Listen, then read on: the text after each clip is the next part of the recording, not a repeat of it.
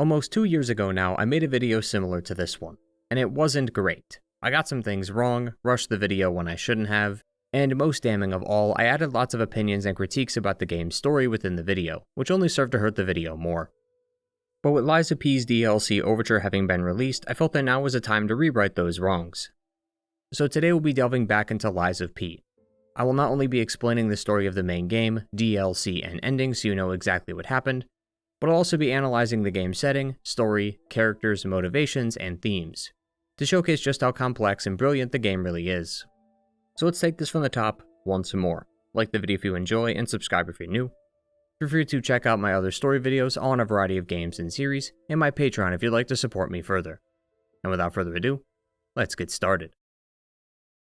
So Lies of P takes place in the city of Krat. Krat, while the main focal point of the game's story, is not the only land of this world. A map in the final area shows that there are various landmasses throughout the world, and given that Krat is just a city, it's fair to assume there are many other places out there. One that we know of is the Country of the Morning, sometimes referred to as the Land of Radiant Dawn, the home of Alidoro and Gingy. But our story, of course, is contained within the borders of Krat. Krat seems to have first began with knights and castles, as numerous notes point to those existing for some time. It's unclear though whether the Krat name had existed at this point or was added years after this era. The Krat we know of though started as a poor coastal town, that wasn't until the arrival of the alchemists. The alchemists are a group of people who came from another land. Numerous bits of dialogue and text claim that they settled here, implying that they lived somewhere else but decided to anchor down in Krat. There's also a letter in the DLC that is from another alchemist across the sea, also implying that they are a much larger faction. Their leader at the time was one Valentius Menad. His family consists of his wife Isabelle and technically 2 daughters. Sophia, his biological daughter, and Leia, his adopted daughter, whom he took in some time ago. He also runs the Monad charity house, often called the Rose Estate by many residents of Krat. It used to be a charity organization for poor children, but now serves as a boarding school to help kids get a higher education. Children at the charity house can gain valuable skills and requirements necessary to become stalkers, workshop technicians, or alchemists. The alchemists have contributed lots of money and research to Krat. Valentius has a statue near the city's tram station. Rosa Isabelle Street is named after Valentius' wife, and their holy symbol, the Holy Ouroboros, can be seen on the Alchemist Bridge in Elysian Boulevard and atop the City Hall. Many within Krat will have the alchemist to thank for the city's eventual golden age, because after landing in Krat, the alchemist discovered a ruin called the Relic of Trismegistus. Inside the ruin was a substance known as ergo. As of now, we aren't entirely sure where ergo came from. The intro cutscene shows us that ergo looked more like a stone, some rock within the earth. But where did such a thing come from? Well, many assume it to be from an angel. We'll discuss the intricacies of this later in this section. But long ago it's believed that a star came down to the surface and became a human. The humans of this time saw this being as an angel and coveted its gift of immortality, so much so that they ripped the god's body to shreds. Some assume that ergo was dispersed from this being when it landed, as ergo was found deep in the Relic of Trismegistus. However, I'd like to clarify that this is simply speculation and not fact, as regardless of its origin, this ergo was found to have immense power, and it became the heart of Krat for the foreseeable future. This did, however, cause a generational divide within Krat, as many of the older families who were here since the beginning were forced to step aside, as the alchemists came and hoarded all the wealth and power for themselves. But even though some were not fond of the alchemists, it's hard to deny the impact they had on the city, as it's thanks to ergo that Krat entered its golden age. Krat would advance technologically in almost all aspects, with ergo-powered trams, vehicles, and lights among many other inventions. Everything had become powered through ergo. But one inventor had a better idea. A man named Giuseppe Geppetto decided to put this ergo into a mechanical doll, and through some ingenuity, created the first ever puppet. These puppets are what defined Krat. These mechanical beings are what sent Krat further into prosperity. Everywhere you'll go in Krat, you'll find puppets. They seemingly replace most jobs within Krat. Across the streets you can discover circus performers, police, maids, butlers, and guards. There even seem to be some puppets designed to look like babies. Whether this was to help maid puppets train, or for grieving mothers, or something else entirely, is unclear. But they seemingly had puppets for everything. Like the creation of the internet, it's become so ingrained into Krat's culture that removing it would cause irreparable harm to the city. So this led to the creation of the Workshop Union, run by Geppetto, who worked to create puppet parts and advance their understanding of puppetry. Geppetto also has a family of his own. He has a son named Carlo, a possible wife named Camille, along with the existence of a puppet named Rosa. Camille is assumed to be Geppetto's wife, Item descriptions never directly call her this, but it's assumed from the text that the two were in a relationship. Rosa's familial relation is also a mystery. She was friends with Carlo when he was younger. She also has a drawing of her family, which shows Geppetto, Carlo, who I assume is Camille as we never see her in-game, and Rosa. So Rosa is possibly a puppet that Geppetto created to be friends with Carlo. However, competition and his dedication to being the best in his field got in the way of his family. Another person making their mark on history was the bright-eyed prince of high society, Mr. Lorenzini Vanini. He too created puppets, giving Geppetto some competition. It's not entirely clear what their methods were though and how they differed. Vanini is the owner of Vanini Works, a massive factory that mass-produces puppets. The workshop's puppets, those under Geppetto, are described as intricate, almost like humans, and that they perform their master's orders so naturally that people wonder if they have souls. Many competitors try to replicate the workshop's techniques but fail time and again. But it seems as though Vanini managed to make a name for himself using his designs. Again, we aren't sure of the difference between the two, as they don't have features indicating where they were made. But Vanini's factory implies that he supplied many people within Krat, so perhaps it's a discussion between quality and quantity. Regardless, the new competition led to Geppetto focusing more on his work and less on his family. As he says himself, he was only satisfied when the world's praise and attention were all his. This created a rift between him and his family, but through it all, he still had his wife Camille, who was always there to support him. However, Camille had died some point later. A note was sent to Geppetto from Valentius, implying that he either knew of the events and wanted to give his condolences to an old friend, or that Camille worked under him, which could explain why he knew of the accident. Either way, according to the letter, there was a catastrophic chemical leak that killed everyone involved, including Camille. This led him further down a path of great sorrow. He was already spending much time away from his family, and now with Camille gone, he didn't know how to cope. This caused Geppetto to neglect his son Carlo. Geppetto sent Carlo to the Monad charity house and rarely ever came by to see him, as he would miss Carlo's graduation. Carlo started resenting his father for this, but Geppetto still believed this to be the right choice, as he knew he wouldn't be a good father, and that Carlo deserved better. But this tragedy was just the tip of the iceberg. Both Ergo and puppets would lead to the beginning of the end for Krat. The puppets of Krat were not given enough safety guards, nor did the people of Krat know the truth behind Ergo.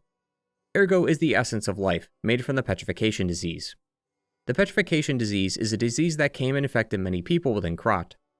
Initially, it was assumed to be a rather specific disease, one that only manifested in some social circles, not unlike how black lung only occurred in coal miners, but over time the disease became indiscriminate. The disease is said to turn the victim's blood blue and their skin into a scaly, rocky texture. Lady Antonia, owner of the Hotel Krat, has the disease on her face. Because of the scaly skin the victim has, it was named the petrification disease. Although there does seem to be another symptom involved with the disease. A loading screen says, quote, "After the petrification disease outbreak, some claim that their lives were repeating and that they had encountered all of this before. This, as far as I'm aware, is the only mention of this in-game. As such, I'm not exactly sure what to make of this. If I had to guess, it may have to do with the cause of the disease. The cause seems to be related to Ergo. A loading screen tells us that stargazers were built to capture Ergo spores that cause the petrification disease, so more exposure to Ergo means more chances to catch the disease. The disease had done a real number on Krat. Numerous districts have been quarantined to prevent the spread. A cure is being worked on by the alchemists who have been spearheading the movement, but as of now there is no solution. But as mentioned previously, Ergo comes from the disease. The petrification disease freezes time and memories within the victim's body. Ergo is the purified essence of that life, trapped by the petrification disease.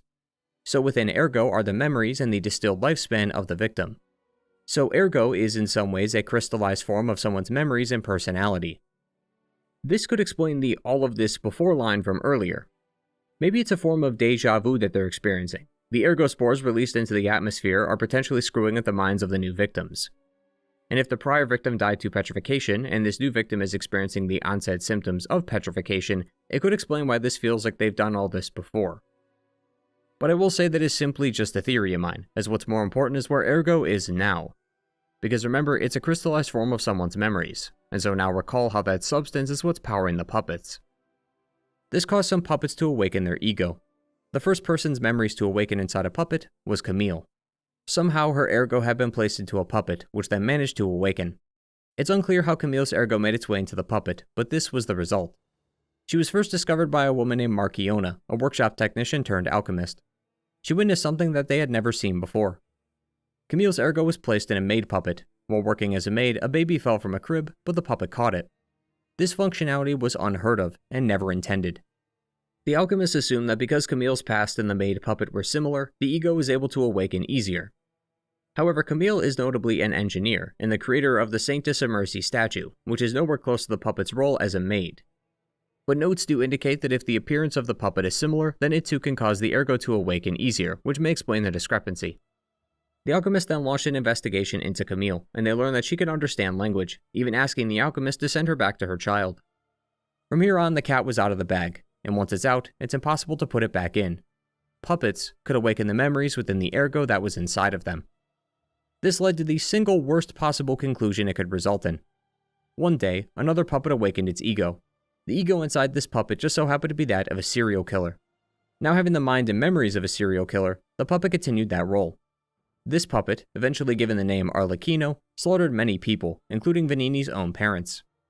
Now this is back when Vanini was just a boy, so before all the factories and mass production, back when the puppet's design was still rudimentary. This death had scarred Vanini, but despite it all, he still put on a brave face.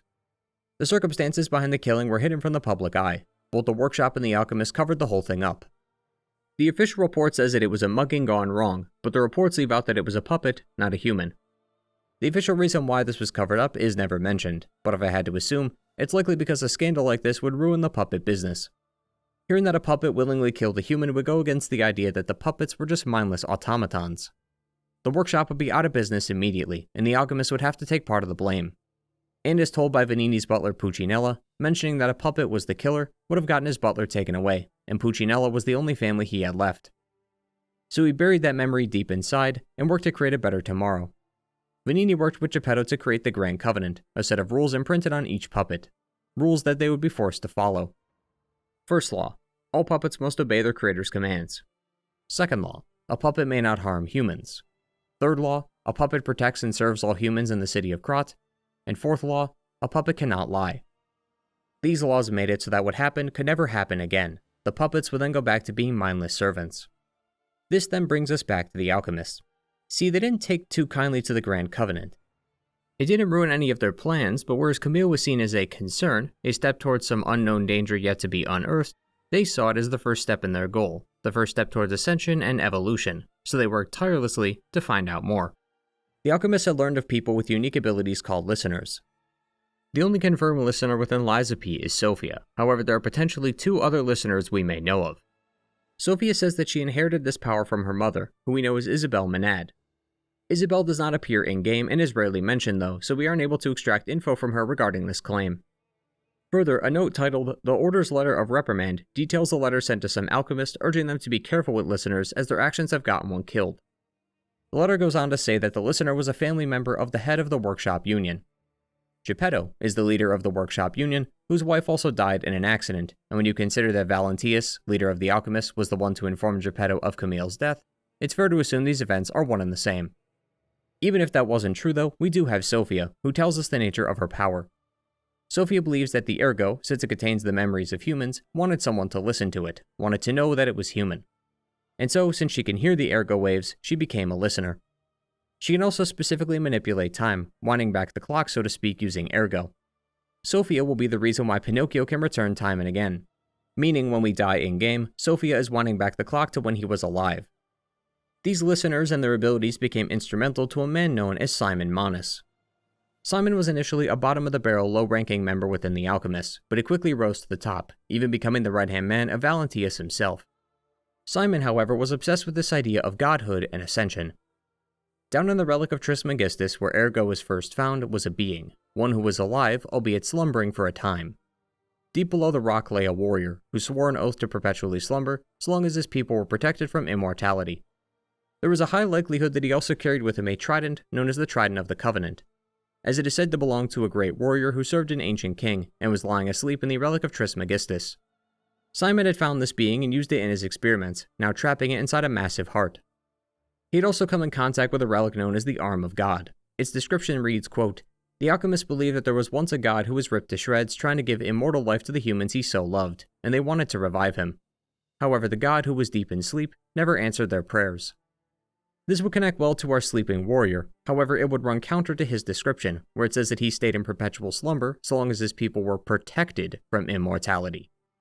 So it seems as though this god wanted to grant immortality to people, but the warrior and his people refused, until the warrior became the sacrifice to protect his people. There's a collection of books that could explain this. The 3-part series of So Said Pistris is a holy bible of sorts for the alchemists.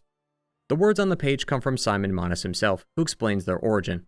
I'm paraphrasing some of this to cut down on length, but, quote, "In the beginning it was a wish. For thousands of years humans' wishes perished, but one reached the star. That was a miracle. More so because that star was a very good one. The star answered the humans and descended to Earth. A star that was curious about humans pretended to be human, and then became one. The humans saw its splendor and called it an angel. The angel gladly shared immortality with humans, but that blessing was not for everyone. An angel's gift was something humans dare not enjoy. Many humans died with hope in their hearts, and the ones who lived harbored rage instead of death. Eventually, humans destroyed and burned their hope on their own. This is how the angel became the god torn to death." That last line, "God torn to death," connects to the arm of God description, and the evils of immortality connect to how our ancient warrior tried to protect his people from it, likely knowing the fate his people would have should they be granted such immense power. The boss arena for the warrior is titled the Sealed Arm of God Altar, implying that the warrior had also had the Arm of God with him, something backed up by Alidoro, who says the same. Now I should mention that eternal life was a goal for all alchemists. It was something Valentius wanted too, not just Simon. But it was their methods that separated the two. Simon was obsessed, willing to do anything to make sure he achieved his goal, and so it was only a matter of time until he crossed the line. Simon saw the potential in someone like Camille, saw that ergo was the path towards eternal life. But he also saw the potential in the petrification disease. Like Camille, where everyone saw the disease as harmful and something to avoid, Simon felt humanity should embrace it. He believes that the petrification disease can actually strengthen humanity, further saying that those who don't see its wondrous potential are simple-minded. Most of Krat knows that the alchemists are working on a cure. The issue is that they have different definitions of the term. Simon believes that the petrification disease does not signify death, but rather is a process of purifying one's essence. Should someone survive the process and have their essence purified by petrification, they will come out better and stronger than ever before. The only issue is that you have to survive it, and you could probably guess how many people actually can. Simon takes his magical potion he calls the elixir and uses it to spread the disease. The people and creatures who don't survive the process are considered carcasses. He also concocted individual experiments, some on stalkers, others on regular folk. Test subject 826 was specifically tasked with consuming ergo, which allowed him to read people's memories, at the cost of him being able to taste, smell, even dream, as those dreams are replaced with other people's memories. Soon, it's possible he might mix up his own memories with someone else's, completely losing who he was in the process. This is clearly stepping over many lines of morality, as such not everyone was on his side. Numerous reports highlight some infighting within the alchemists. 9 indictments were sent against Simon, urging Valentius to call an assembly, but it seems like that never came to be. Even if he wanted to, Valentius wouldn't be alive to see it. He was sent an excommunication letter, letting him know of his imminent demise. The person who sent this note to Valentius seems to be Gingy. Lies of P is quite consistent with their notes. All of Sophia's have a blue color to them. Only 3 notes in this game have this signature golden stamp. One from Gingy to Pinocchio, another from a Master G regarding the gold coin tree, and this note. If we are to assume the G is Gingy, making 2 of the notes from the same correspondent, then this third one must be from him too. The note's title mentions a Great Master, and a loading screen similarly mentions a Great Master that is higher than Valentius. This means that Gingy is of a higher status than him, which given his true goals would make some sense. The rest of the note then goes on to explain that he is disappointed in Valentius for straying from the path, while also expressing anger at his decision to give up the Arm of God to Father Andreas. For this crime against the alchemist, he plans to send a sea monster after him. This may be a reference to Simon, as his full name is Simon Pistris Manas, and Pistris is Greek for sea monster. This would explain the plethora of carcasses throughout the building as well, but there may have been someone else here too. Arlecchino is here as well, mainly due to things we'll discuss in the DLC. When you enter the building for the first time, Gemini mentions how he was told that it was petrification that did this place in, but the scenes here make it look like a massacre. He seems to be implying that Arlecchino may have had something to do with the attack. The issue is that the timeline of this brief point in history is not fully understood. Arlecchino may have been here as a part of the attack, but he may have also come here just to spite Leia, which will make more sense when we discuss the DLC. Regardless, the end result is clear. Most of the people at the charity house seem to have died, including not just Valentius, but also Geppetto's son Carlo. Although new evidence may contradict that. An invitation given to us by Rosa shows us that Carlo Geppetto was invited to a super secret meeting only available to those of the highest in society within Krat. The image attached to the invitation is of a door with a few symbols on it, exactly like the one that houses the warrior that Simon and the alchemist had trapped. It's entirely possible that Carlo was simply invited to witness this new discovery, but he may have also died here as well. There is a rulebook found here with specific instructions on how to deal with this entity. Everything from how much ergo you can have on you, to how many Baptists must be present. It's not only a carefully guarded secret, but it comes with a carefully developed procedure. And yet, when Pinocchio arrives at the boss fight, the Guardian breaks his shell, and I can't imagine putting something like that back in its place. As such, I'm still of the mind that Carlo died during the Monad Charity Massacre, but the option is at least an interesting theory. Regardless of what really transpired, what we do know is that Carlo died. As you'd expect, evidence of the attack was covered up, the investigation ended early with no clear conclusion, and the place was quarantined off, so no one could discover the truth. But more importantly, Geppetto had lost yet another of his family, and this one broke him immensely. He knew he wasn't a good father, but Carlo was still his son, and he wanted so desperately to see him again. A journal in the DLC is titled Madman's Journal, and while a name is never presented, it's assumed to be Geppetto. The journal references Camille's first words, so this must have been written after it was learned that puppets could awaken the ergo inside them. The note also makes mention of a desecration he can't begin to imagine, but must. It's not entirely clear what this is referring to, but it may involve removing the heart of the deceased and placing it inside a puppet. Marchiona was accused of doing such a thing in a note found in the DLC. This connects rather well to this predicament, as when Geppetto was trying to revive Carlo, he used a new device called a P organ to hold the ergo. But it didn't work, so he shelved the initial design and worked on a brand new puppet, using this puppet as a host for the P organ. But strangely, around the time of the puppet's completion, a devastating attack known as the Puppet Frenzy occurred. Something malfunctioned in the puppets, causing them to break away from their initial commands. Puppets immediately began killing all humans in the vicinity, and with the petrification disease still on the rise, most of Krat fell. And yet, even stranger, the puppet Geppetto has been working on is our protagonist, which brings us to the beginning of Lies of P. We first start the game as a puppet. The game never officially states his name, although given the tale this game is riffing off of, I've always called him Pinocchio. Sophia, often symbolized by her blue fairy, is who wakes Pinocchio up. He'll then get geared up and take his broken lamp with a cricket inside called Gemini. Pinocchio is tasked with making his way to Hotel Krat. It's currently a haven for human survivors of the puppet frenzy, with Sophia also being stationed there.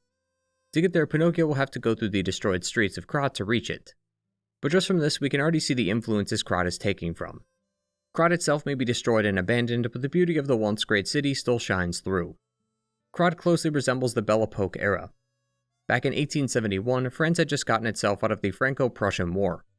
But in 1914, France and the other European nations found themselves in World War I, with World War II following not too long after. The name Belle Epoque was given to this brief period between these wars retrospectively, as France had felt that it was a period of peace and prosperity. It was during this time that France had built its iconic Eiffel Tower. The French also had many inventions and creations that further pushed them into a state of prosperity and entertainment. The cinematograph was created by the Lumiere brothers, who sought to improve the kintograph, made by Thomas Edison. This allowed for an era of motion pictures to be displayed in theaters. Art was also taking off during the era. Vincent van Gogh, a painter who went largely unnoticed during his life, shot to a new level of success and adoration after he died in the 1890s. This was then followed by numerous other art movements during the time. All of this on top of many other inventions and innovations in other fields of study, like automotive, science, and aviation. This mirrors many of the developments seen in Krat. The only difference, of course, is the source. France didn't have some kind of MacGuffin material that fundamentally altered the state of the nation. Krat before and after Ergo feel like two totally separate eras. Going from a poor, impoverished coastal town to a prosperous city with flashing lights, automotive technology, and artistry. All along the roads you could find shops and stores for pretty much anything, whether that be a cafe, bookstore, or bistro. The homes themselves are quite lavish, with plenty of space to house belongings and plenty of furnishing and adornments. Menial work was also a thing of the past. The aforementioned positions of guards, maids, butlers, and factory workers were relegated to the puppets. Humanity no longer had to break their backs for the higher-ups. It allowed humanity to flourish, as they could both have their cake and eat it too. They could experience the joys of automation and the surplus of material that came from factory work, without ever having to set foot in one. Now, not everything could be done by puppets, of course. A note in-game talks about a recent shipment of Ergo to Vanini's workshop, so someone still had to oversee the product, but manual labor was almost always handled by puppets. Before the puppet frenzy, there was even a grand exhibition that was set to be held, which would have showcased the puppets of the future. One of them seems to be a multi-purpose tool, coming with different blades and a saw, while these large puppets seem to be built for demolition. Krat's evolution thanks to the puppets was only just the beginning, but even in this early era of puppetry, the people of Krat are no longer in a state of mind where they need to worry about their next meal.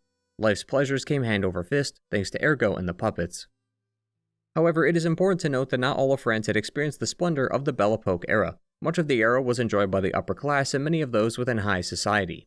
Many lower-class families felt very little change in their day-to-day lives. This is reflected in places like Moonlight Town or the Malum district, places that are run down and poor. The bright lights and that dreamy atmosphere you see when stepping onto the streets of Krat are lost in these places. Houses in these places were crudely put together with wood. Some sections seem to have a designated well for water, as plumbing and other services likely didn't reach this far out. The homes are also stacked together, but not nearly as elegantly as in the city. The Malum district, while noticeably better looking than Moonlight Town, is not too far ahead. The quality of the housing in the district is just as poor, and there is a substantial amount of water on the ground level, implying that flooding was a rather common occurrence. Both places also have a distinct lack of puppets. Puppets can be found in these areas, but not nearly as many as those found in the city, implying that the puppets may have been reserved for those of higher status. It shows not just how much Krat borrowed from this era, both in architecture and clothing, but how the class divide of Krat is ever present. But everyone, both rich and poor, suffered a similar fate, either from the puppets or the disease. Here in the city, bodies are piled up or discarded in the middle of the street. Puppets can be seen burning supplies and bodies as well. But if it wasn't puppets, then it was petrification. Simon and his alchemists have taken hundreds of people and used them as test subjects. He would then test the elixir on them to see the results, while sometimes spreading the elixir to a populated area, such as Moonlight Town or the Malum district. As for the alchemists themselves, it's no secret that the alchemists are related to the concept of alchemy. Alchemy is a form of natural philosophy. Alchemists, those who practice alchemy, were attempting to transmute base metals, things like lead, into noble metals, like gold. The substance that would be capable of doing so is what they dubbed the Philosopher's Stone, further believing that this could create an elixir capable of immortality. This all sounds quite similar to our alchemist within Lies of P. The elixir of immortality is similar to Simon's elixir. Another term in alchemy is magnum opus or great work, which essentially is the process that creates the Philosopher's Stone. Most of Simon's experiments and his ultimate goal is thanks to his own Philosopher's Stone, which is Ergo. While not a direct reference, the properties do line up. As mentioned, the Philosopher's Stone is said to transmute metals and create an elixir of immortality. Ergo allowed for Simon to create his elixir, and he uses Ergo to power the device atop his tower, which will help him ascend. To go even further, a common word thrown around alchemy circles was homunculus, an artificial human being said to be created through alchemy. Similar in definition to the creation of our puppets, artificial human-like entities created through Ergo. Another creation of theirs I have neglected to mention until now was the gold coin fruit tree. Sort of. So, as we know from the history section, Krat used to be owned by knights with castles and such. Well, one ancient castle seemed to have housed the gold coin fruit tree. In the DLC, we can find a letter titled, "Letter Delivered to the Garden." The note says that the gold coin tree existed even before the alchemist arrived on the island. The gold coin tree has magical healing properties, as it could be used to help the Black Cat stalker stave off his blindness. The alchemists likely discovered the origin of this tree and worked to create their own, because in the DLC we can find a smaller tree inside a glass box. Alidoro here mentions that it seems to take the shape of a person. Looking at the original, the trunk could be seen as the body of a woman, with branches being her long flowing hair. Sophia outright confirms this is the case. She was worried that the alchemist might force her to make a tree for them. She also says that the fruits themselves are the tears of the victims used by the alchemists. Although this may not be literal, it may instead be metaphorical. So it seems as though the alchemists were trying to replicate the original gold coin tree in order to covet its power for themselves. But all of these experiments, whether that be the elixir or the tree, were all done at the people's expenses, and the results are as clear as can be. But it's not all doom and gloom, as the levels do show signs of resistance. There are quite a few puppets impaled on spikes, showing us that the humans did indeed fight back, but the lack of human presence in the streets tells you who really won in the end. These dead puppets are likely a result of stalkers trying to clean up the city. Stalkers are vigilantes who are paid to do jobs. The stalkers are mainly split into two groups, the bastards and the sweepers. Lumacchio is the head of the bastards. They mostly deal with rich, upper-class folks like the top families and the alchemists. The sweepers, run by Veronique, do jobs for the underserved in Krat, the low to middle class. Because of this, there is competition between the two groups and a budding rivalry that has yet to subside. Not every stalker is forced to choose a side, however, as Leia, also known as the legendary stalker, pledges allegiance to neither of these factions. She would be the one to take down Arlecchino. In fact, her title as the legendary Stalker is thanks to her victory over Arlecchino. Stalkers are often denoted by their masks, mostly but not always resembling an animal. The reason for this stems from an old tradition when it was customary to wear animal masks to show off one's life back when the people of ancient Krat fought beings known as rock titans.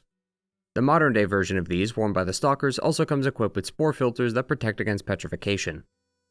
Post-Puppet Frenzy, many Stalkers still exist in Krat, but their current status varies. Back in the past, Leia had met with Carlo and his friend Romeo. The two wanted to be Stalkers and trained under Leia, however Carlo died during the massacre, and Romeo and Leia are missing. A few Stalkers we find in-game are without names, only known officially as the Mad Donkey, Survivor, the Atoned, Owl Doctor, and the Robber Weasel, all of whom are struggling due to recent events. The Owl Doctor was taken by the alchemists and experimented on. They were testing the elixir on some test subjects and wanted to see what it would do with someone with more physical abilities, and a Stalker would be a perfect fit for such a test. Now he sits in this small corner of the barren swamp, reeling over the pain and suffering. When confronted, he claims that he will treat us quickly by killing us, claiming that Krat does not need live patients anymore. The Survivor is similarly racked with guilt. If you wear the Blue Blood's tailcoat, you'll receive unique dialogue about him feeling guilty for leaving his friend Leo behind. His armor set claims that when the workshop fell, he lost his brother and abandoned his duty as a Stalker soon after. The Mad Donkey was facing off puppets against the petrification disease, but one by one saw his comrades fall to them. Simply wanting to know the truth, he confronted Geppetto, the father of the puppets, for some answers, but he'd soon run into Pinocchio and never lived to hear that truth. The Atoned is near the cable car which goes up to the St. Frangelico Church. That place has been overrun by puppets and other alchemist monstrosities. She guided people to the church as many people were fleeing the petrification disease, only to get them killed. When disaster struck, she fled, being the sole survivor of the attack. She's racked with survivor's guilt because of this, and refuses to let anyone go up to the cable car, for fear that she may be responsible for more deaths. If you give her the Stalker's greeting, she'll let you pass, recognizing your potential, but if you don't or didn't find the greeting, she'll kill you, to prevent herself from letting someone else run to their deaths because of her. And the Robber Weasel can be found in Krat, looting homes, rooms, and the tram station. The Weasel was poor and hungry, simply looking for a bite to eat. This last stop at the tram station was going to be her last destination, as she would then be able to leave the city with enough supplies, until she ran into Pinocchio. Only a few Stalkers have come out of this puppet frenzy alive, but only through manipulation and exploitation. Those being Alidoro, the duo Fox and Cat, and the Black Rabbit Brotherhood. Alidoro is learned to not actually be Alidoro, but his companion named Parrot. Alidoro was busy looking into the alchemists. Parrot, however, had been caught pawning off some goods that he found, which troubled Alidoro. The two got caught in a scuffle, with Parrot coming out on top. He then assumes the role of Alidoro and uses that to his advantage. This troubling news affects Gingy, one of the people in the hotel, as she has learned to be Alidoro's sister. She looked up to Alidoro because he saved her when the workshop tower fell during the frenzy. But she would not know the two are related, as Alidoro wanted to keep his identity hidden while investigating the alchemists. His brave heroism is something she would never forget, but she wouldn't know the real truth until first learning that her hero is dead and that he was her brother. The Black Rabbit Brotherhood is a group of kids who terrorize the Mollum district, asking for money in exchange for protection. Given the plethora of monsters around the district, they haven't exactly been keeping up their end of the deal. The kids don't seem to have a support system, and seeing all the hardship they experienced in their youth, they felt that there was no path forward. For the brothers, this was their life, and they were content with that, robbing, pillaging, and killing to survive.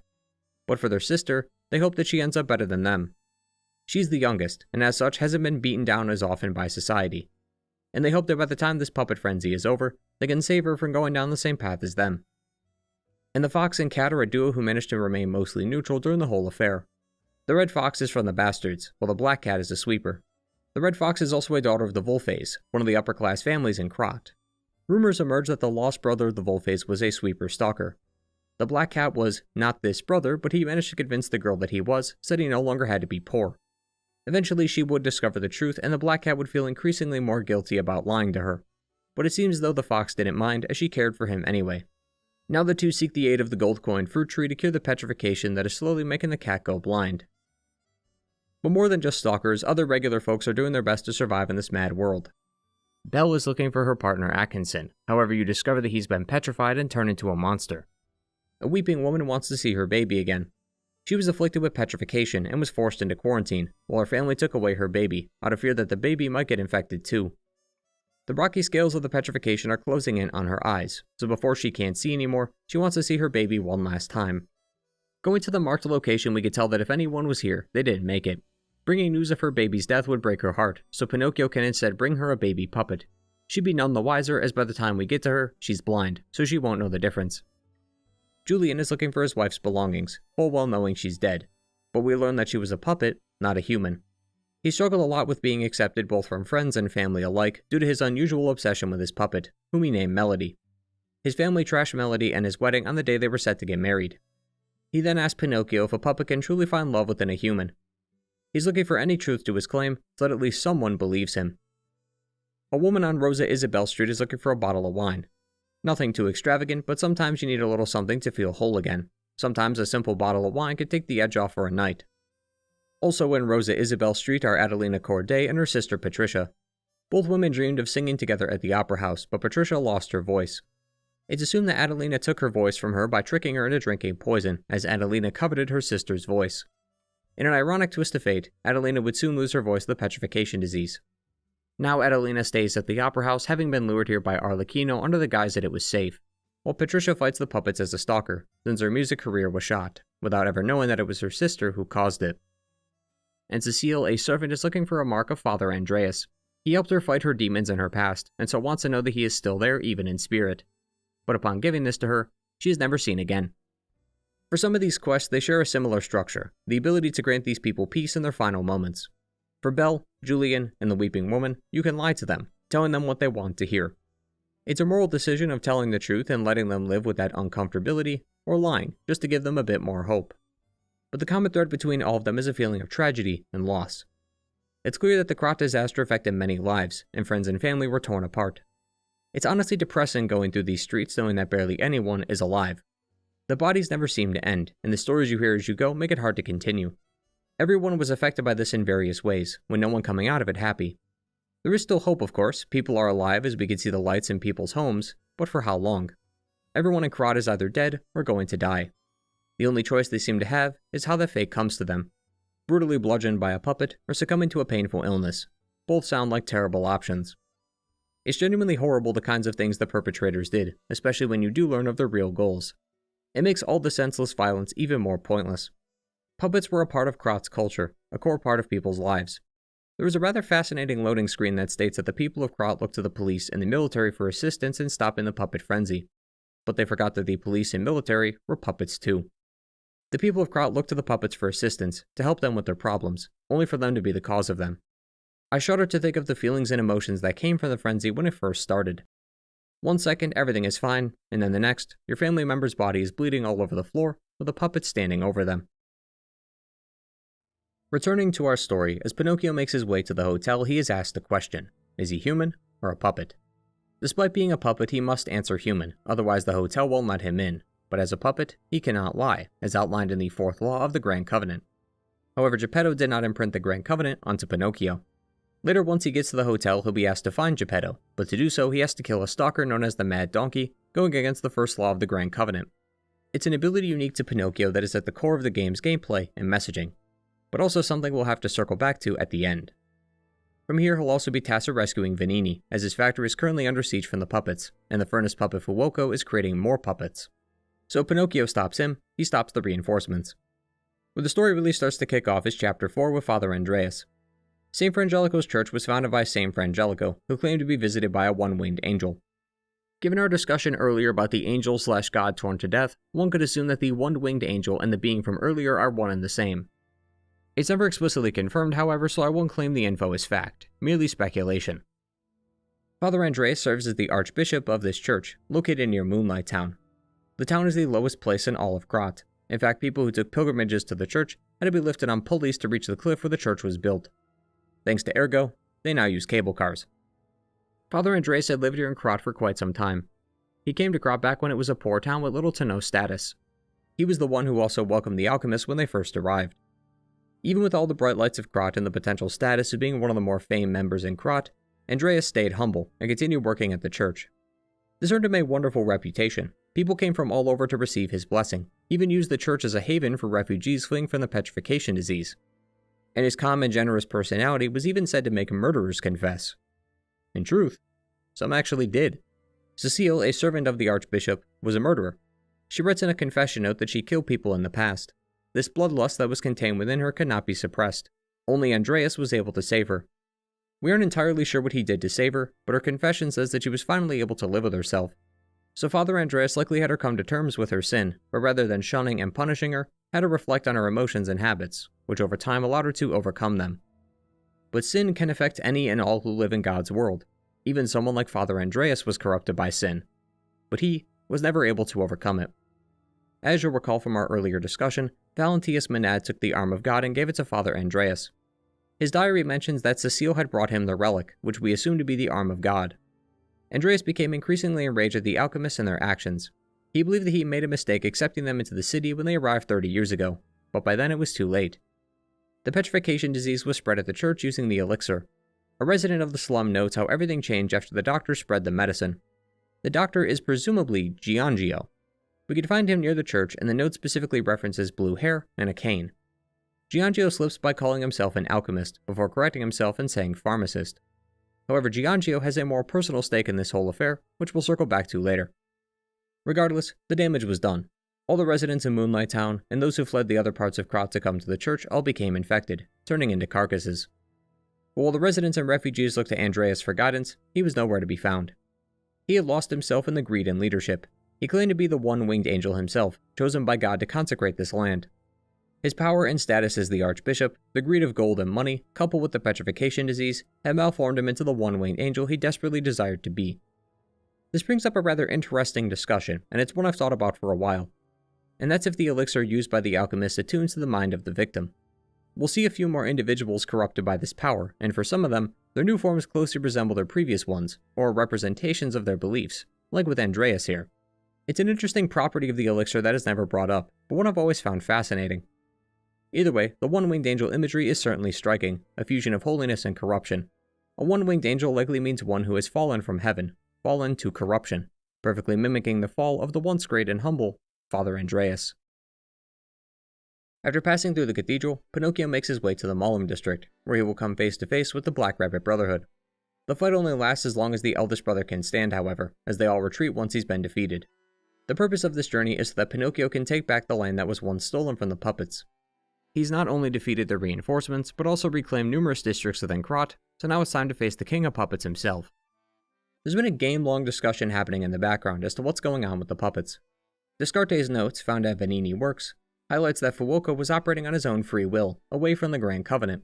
It's almost as if Fuoco is obeying someone or something else. Through some investigation, it's determined that a being known as the King of Puppets is using ergo wavelengths to communicate with the puppets, essentially giving them orders. Unlike the other puppets, however, this king is willing to accept Pinocchio. You can see the king extend his hand out asking for a partnership, but Pinocchio is having none of that. Given that the past few bosses have attacked Pinocchio on sight, it's rather strange to see this behavior from one of them.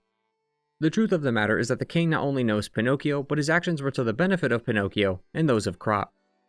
After defeating the king's shell, the puppet inside the mechanism reveals himself to be Romeo. As we recall, Romeo was a friend of Carlos who both trained under the legendary Stalker. Before the start of the game, Romeo was killed. How that happened, we'll see shortly. After dying, his ergo seems to have found its way into this puppet. When he awoke, he was met with a city under siege. The once great city he loved, the very same streets he walked in his time, now destroyed by the puppets, with him now being the king of the puppets. He was thrust into a role he didn't want, but accepted it anyway, and did his best to try and make the best of the situation. Romeo seems to have found out about the alchemist's plan and their experiments, so he sent puppets to guard Krat. When Pinocchio travels to the St. Frangelico Church, he can witness the two forces squaring off against each other. Romeo was trying to hold back the creations of the alchemists from taking over the city. In fact, when Pinocchio visits the early levels of the game again, the puppets are not only infected with the elixir, but the carcasses and monsters pollute the once puppet-filled areas. So despite the puppets being the cause of Krat's downfall, they were also the saviors of Krat as they prevented it from going further into decline. Romeo also reveals two big bombshells of information that completely changed the story. Romeo dropped an item called Someone's Necklace, which says, quote, "To Romeo, your friend C." This was Carlo's graduation necklace, something he was going to give to Geppetto, but since he was rarely in his life, and he missed his graduation, almost in an act of protest, he gave it to his best friend instead. When Sophia talks about this necklace, Pinocchio passes out, almost as if something had entered his mind that made him pass out from mere thought. Later, Pinocchio will decipher a message from Romeo through the ergo, and it reveals everything. of the Grand Covenant bind us. We're his puppets. First law. All puppets must obey their creator's commands. Law 0. The creator's name is Geppetto. Giuseppe Geppetto. This message was supposed to be sent to Carlo, but Carlo is dead. He's been dead for quite a long time. But he wasn't talking to Carlo, he was talking to the puppet who looks like him. Pinocchio. In the Black Rabbit Brotherhood base, you could find a painting of Carlo who looks just like Pinocchio. As we know from our previous discussion, Geppetto had created Pinocchio so that he could see his dead son, so it's only natural that he shapes him to look exactly like his son. The rest of the message finally gives us the culprit of the puppet frenzy. Law 0 is like a command law, one that supersedes all the others, and that was to obey Geppetto. Given the Grand Covenant's laws and why they've been so flawless up until this point, it's wise to assume that Geppetto was the cause of the frenzy. But why, you may be asking? Well, we'll have to talk about that at the end as well. But it's clear that Romeo was only here to help. He not only wanted to save Krat from the alchemist, but he also wanted to recruit his old friend. Romeo will have another message, a more personal one, just for Pinocchio later, which reveals that he tried to send messengers to get the word out about the alliance, but Pinocchio killed them all. Both the parade master, police watchman, and Fuoco, the end of chapter bosses, were those messengers. During their boss fight, you may see some garbled text at the bottom. At the time, you could barely make out what some of these words were. That's because Pinocchio didn't have the Ergo Wave decoder. If you play the game on New Game Plus, however, you still get to keep the decoder, thus you can see what the messengers were saying, proving that Romeo was telling the truth. But the damage had already been done, the puppet's leader was defeated, and the consequences can already be seen. Walking backstage and out the back, you'll find more puppets that haven't met the blade of Pinocchio, but they seem sad, depressed even.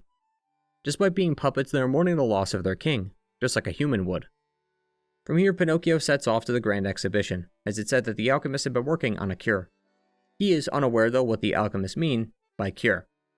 Across the exhibit are tanks and gurneys, all giving off the vibe that the expedition has been turned into a medical facility. But it's all smoke and mirrors. Alchemists guard each area, with their test subjects roaming the halls. More victims for the elixir, also that they can perfect their poison and ascend. To show off the true power of the elixir, Pinocchio will have to square off against Victor. Victor, in his heyday, was considered the Hercules of Krat. He often wrestled bears and lions in the circus for the crowd's entertainment, but he was later stricken with an incurable disease that left him unable to perform his duties. But thanks to the alchemist, he had returned to full strength, and was in fact scheduled to fight an automated puppet during the exhibition, but thanks to the puppet frenzy, that had to be delayed. Similar to Andreas, Victor's new transformation gives him exactly what he wanted, a bulkier body safe from illness, allowing him to be at his peak again. Terrifyingly, this isn't even the elixir's final form, so to speak. Victor to the alchemist was a test, and one that failed. If Victor failed, what the hell is a successful transformation? From here on, it's clear that the alchemists are the bad guys and would stop at nothing to get their way, even if it means destroying Krat in the process.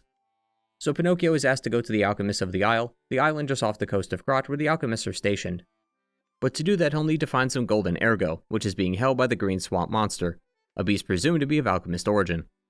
The Green Swamp Monster is in the Barren Swamp, which, simply put, was where all the waste and trash went in Krat, with the most of it being puppet parts that were discarded for various reasons.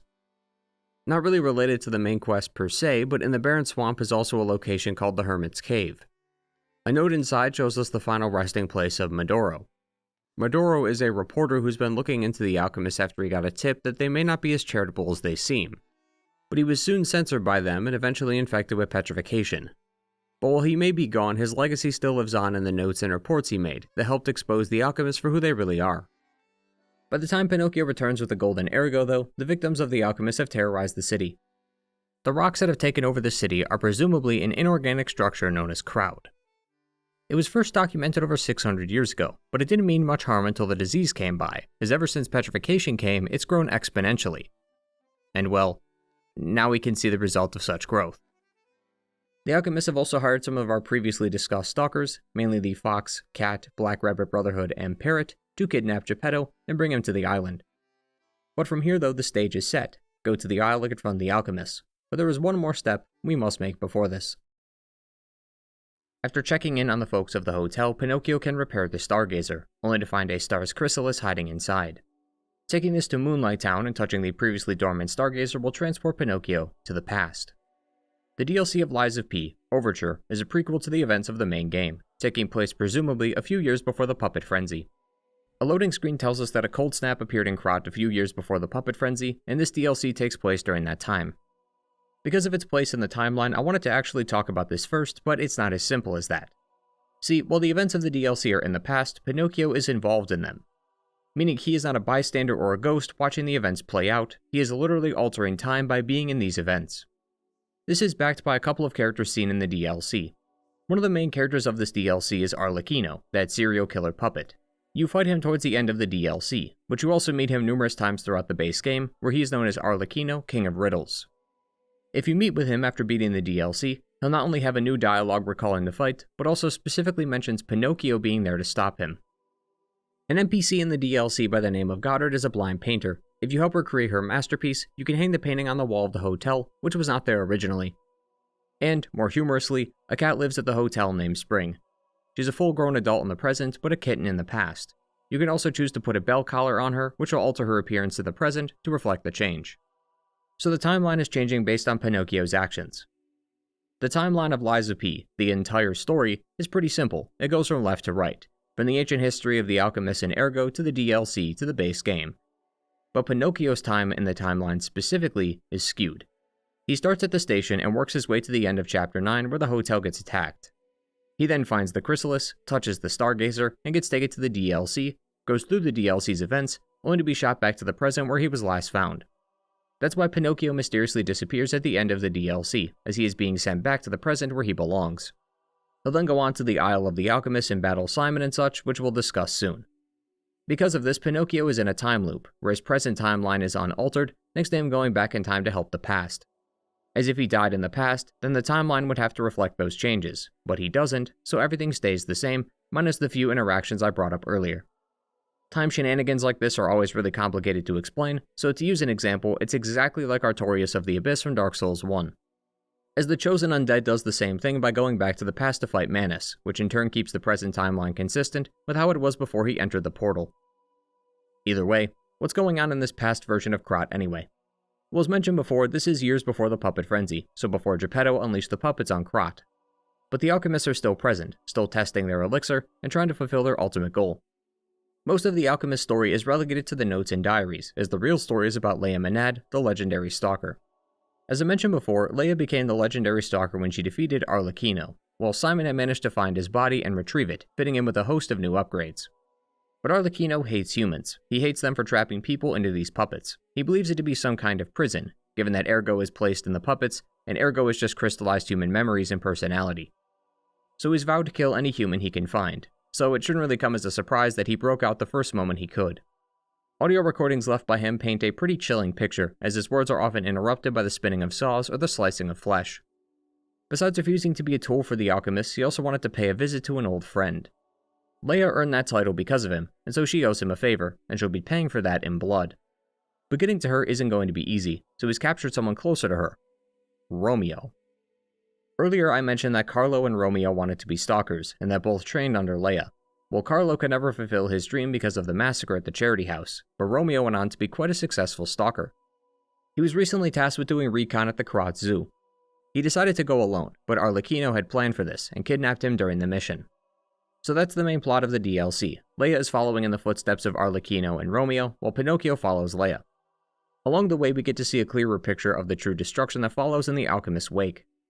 3 notes in-game are called Krat mysteries. They're sort of like ghost stories, folk tales, something to retell at a campfire to scare folks. Take this one for instance. Long ago, the founder of Krat Zoo was a man named Colonel Little. He was unfortunately killed one day in an accident when a crocodile at the zoo named Rex had attacked him. Filato, a taxidermist, was tasked by the alchemist to stuff Rex and create a model out of him to showcase at the zoo, which he reluctantly agreed to. But once his job was done, he completely vanished from the public eye, never to be seen again. Some say he left the zoo, still torn up over the loss of his friend, but some say the evil spirit still resides in the stuffed croc. Then there's the haunted lighthouse. The lighthouse is said to be haunted by a ghost named Columbo, the former lighthouse keeper. The townspeople saw Columbo as greedy, only willing to shine a light for ships who had paid him. The townspeople cursed Columbo for this, and the curse worked, as he had vanished. But the lighthouse needed to be watched over. But like clockwork, someone would man the lighthouse and hear the screams of a ghost crying out to them. Even now, it's said that the ghost of Columbo can still be heard when the storms lash the shores. And finally, the scariest of all, the mystery of the Spider Cave puppet. As the legends say, long ago a misfit miner would harass his puppets. One he tormented quite frequently was a puppet he called Rockhead. Well, old Rockhead decided that enough was enough, and Rockhead charged at the miner and killed him. From that day forth, the cave was sealed, and all human workers were replaced with puppets. Legend says, though, that you could still hear Rockhead's pickaxe hitting the walls of the cave to this very day, with the hope that he will one day break out and continue to enact his revenge on the humans. Alright, this bit has gone on long enough. In all seriousness, while all these tales are meant to be ghost stories, they're actually killings that were covered up by the alchemists. To uncover the mysteries, Pinocchio works with Alidoro, the real one, to snuff out what the alchemists have been up to. You'll find 3 cipher machines which they use to find these locations. Searching these areas reveals that the evil spirit of the crocodile doesn't exist, and that the alchemists had killed Colonel Little and Falato so that they could have complete control of the zoo. This is likely so that they could experiment with the local populace, as the location is covered in infected zoo animals. The misfit miner was actually tricked by the alchemist and fell further down into the cave. Rockhead was actually a real puppet, but he wasn't trying to harm the miner, but rather save him. Those pickaxe noises are from him trying to break out. Breaking said wall reveals that Rockhead was still going and used up every last bit of energy to save him, with his final words telling the miner that they are finally free. If only the miner was alive to see it. And the lighthouse keeper was indeed greedy. The alchemists had paid him with bars of gold, requesting that their ships not be counted amongst official records. Interested in what was worth paying large sums of money to hide, he swiped a box of theirs for himself. Inside he found medicine, prototypes of their elixir. He sold all the bottles he stole on the black market, and reports came back that none of the black market's buyers had come back, likely because they died after taking the medicine. While fleeing from the alchemists who wanted to kill him for what he did, he managed to trap himself in his treasure room. A man who steals for the sake of greed will eventually die from that same greed. Now trapped in a lighthouse safe room with no way out, his only food is the gold he spent many a moon hoarding. The Krat mysteries are interesting little stories. Seeing as Lies of P was inspired by Pinocchio, it's cool to see the devs include their own little short stories and fairy tales. It's an interesting way of showing the power and influence the alchemists have without using notes and diaries. Using ghost stories as the backdrop gives a little bit of life to these encounters. Investigating these areas for ourselves, we could see how much damage the alchemists have done. The zoo was abandoned when the petrification disease came through, so now it serves as a mass grave for all the workers and animals. The lighthouse, along with the fishing village nearby, all suffered similar fates, and you can even find the swamp monster from the barren swamp near the excavation site.